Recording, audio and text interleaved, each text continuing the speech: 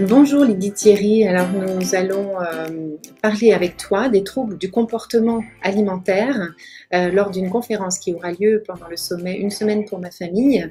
Et d'ores et déjà, eh bien, est-ce que tu peux nous expliquer ce que sont les TCA, donc les troubles du comportement alimentaire? Qu'est-ce qui se cache dans cette grande catégorie?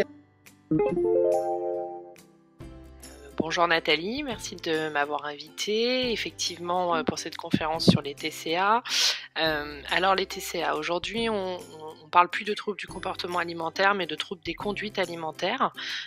C'est une nouvelle nomination qui se veut plus large que juste centrée sur le comportement alimentaire puisqu'elle veut intégrer aussi toute la partie corporelle du trouble et aussi toute la partie individuelle qui sont les problématiques liées à l'estime de soi, à l'affirmation de soi, à la confiance en soi et tous les facteurs qui sont à l'origine ou qui aggravent le fait d'avoir un trouble des conduites alimentaires. Des conduites alimentaires, on parle d'une problématique du coup liée plutôt au comportement qu'on va avoir par rapport à son corps, son poids et son alimentation, puisque les trois sont en lien.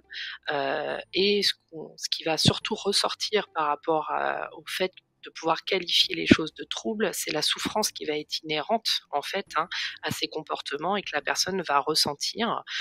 On peut avoir des comportements vis-à-vis de son corps ou de son alimentation qui sont différentes des autres personnes avec qui on vit ou de la culture dans laquelle on est, mais pour autant ne pas ressentir de souffrance, et dans ce cas de figure-là, on ne parlera pas de trouble.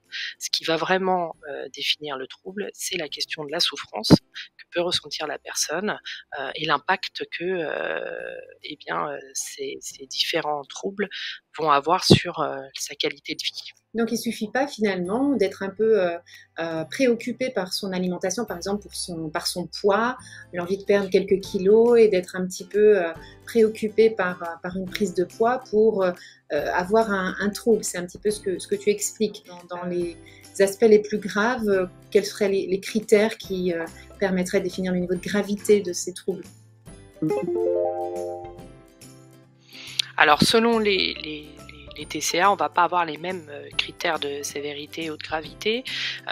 Bien entendu, c'est toujours une question de ressenti de la personne quant à ses symptômes, mais on est quand même face à des pathologies qui sont somatiques, qui ont donc des répercussions sur le corps.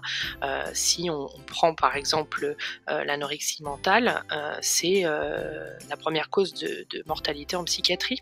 Donc c'est quand même effectivement là un critère de sévérité important, ça sera l'IMC et donc l'état de dénutrition que les personnes peuvent connaître quand ils souffrent de ce trouble. Alors effectivement, l'anorexie qui est assez connue, c'est un terme qu'on entend beaucoup, la boulimie également, mais je crois que tu vas nous parler d'autres troubles et notamment l'hyperphagie boulimique.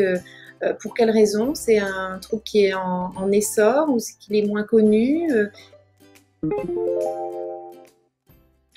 Alors effectivement, l'hyperphagie boulimique est une classification TCA qui est assez récente, qui est rentrée dans le DSM-5 récemment et qui du coup a pas encore été étudiée autant que l'est l'anorexie mentale ou la boulimie.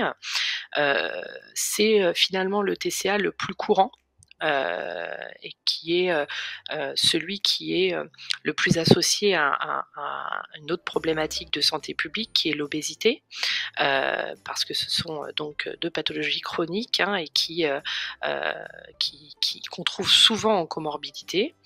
Et donc, autant effectivement avoir un IMC inférieur à 15 est dangereux au niveau santé, autant avoir un IMC supérieur à 25 ou à 30 est aussi un potentiel dangereux pour la santé, notamment par rapport à des comorbidités comme le diabète ou l'hypertension. Voilà, donc c'est aussi un TCA qui a toute son importance, qui est méconnu aujourd'hui, et donc cette méconnaissance fait que les gens vont pas forcément vers des soins vu que eux-mêmes ne sont pas conscients de souffrir d'un trouble. Et donc il est important de pouvoir en parler pour pouvoir déjà les identifier et puis au-delà de ça, que les personnes prennent conscience qu'il y a des soins qui existent et que ça peut s'améliorer.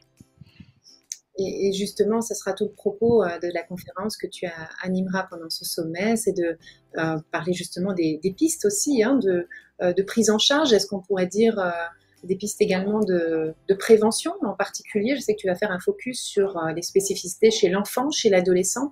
Tu vas nous donner des clés pour les parents pour qu'ils puissent intervenir au mieux auprès de leur enfant et de leur adolescent. Oui, effectivement, il y a plusieurs niveaux hein, de prévention, mais les parents sont quand même les premiers interlocuteurs quand on parle des enfants et des adolescents, et leur permettre d'avoir des clés pour pouvoir identifier si leurs enfants présentent un éventuel facteur de développement, parce que ce sont quand même des pathologies plurifactorielles, hein, et donc on ne peut pas uniquement se baser sur un facteur, mais au moins s'ils pouvaient commencer à identifier certains traits qui pourraient amener à un développement de TCA, ça leur permettrait d'agir plus rapidement sur les troubles. Et on sait que le facteur temps est important hein, dans les pathologies chroniques, et que plus on prend le trouble rapidement et plus on a de chances derrière d'avoir une rémission. Donc pour finir, Lydie, à quoi peuvent-ils s'attendre au terme de cette conférence? Avec quoi ils vont repartir? Dans un premier lieu, je pense une connaissance un peu plus approfondie de ce qu'on appelle les TCA, tant effectivement dans les critères, mais aussi dans la diversité des TCA. Ensuite, je pense que ce qui serait peut-être aussi important, c'est de comprendre comment ça peut se développer, quels sont les facteurs qui peuvent aggraver, et comment eux, en tant que parents, ils peuvent agir, à quel moment et comment. Merci beaucoup. Au revoir.